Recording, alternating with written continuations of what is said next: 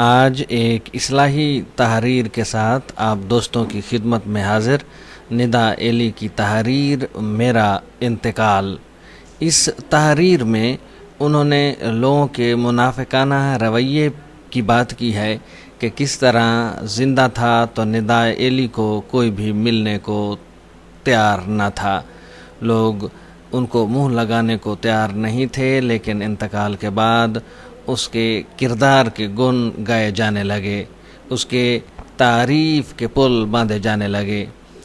لیکن اس تحریر میں انہوں نے کیوں کہا کہ کاش تو بہت پہلے مر جاتا، یہ جاننے کے لیے جڑے رہیے ہمارے یوٹیوب چینل حرف حقیقت کے ساتھ۔ بسم اللہ الرحمن الرحیم۔ السلام علیکم، میں ہوں خان غلام مصطفیٰ بلوچ اور آپ دیکھ رہے ہیں یوٹیوب چینل حرف حقیقت۔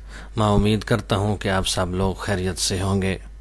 ندا ایلی لکھتے ہیں کہ کل میرا انتقال ہو گیا۔ وہ لوگ جو دعوت دینے پر گھر نہیں آتے تھے، تعزیت کرنے کے لیے گھر آتے رہے۔ وہ لوگ جنہوں نے زندگی میں کبھی مجھ سے بات نہیں کی تھی، مجھے خوش گفتار کہتے رہے۔ وہ لوگ جو میرے سلام کا جواب بھی نہیں دیتے تھے، مجھے خوش اخلاق کہتے رہے۔ وہ لوگ جو اکثر میری غیبت کرتے رہتے تھے، میری تعریف میں نظم کہتے رہے۔ وہ جو مجھے پہچاننے سے انکار کرتے تھے، مجھے اپنا یار کہتے رہے۔ وہ لوگ جنہوں نے کبھی عید پر بھی مجھے گلے نہیں لگایا تھا، میری لاش سے لپٹ کر روتے رہے۔ وہ لوگ جو تحفے میں ہمیشہ کانٹے دیتے تھے، میری قبر پر پھول ڈالتے رہے۔ اور اتنی محبت دیکھ کر میں نے خود سے کہا کاش تو بہت پہلے مر جاتا۔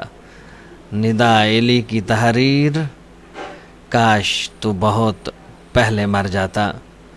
لوگ زندگی میں قدر دینے کو تیار نہیں ہوتے، مرنے کے بعد وہ مقام دینے کی کوشش کرتے ہیں جو رہے رب کا نام۔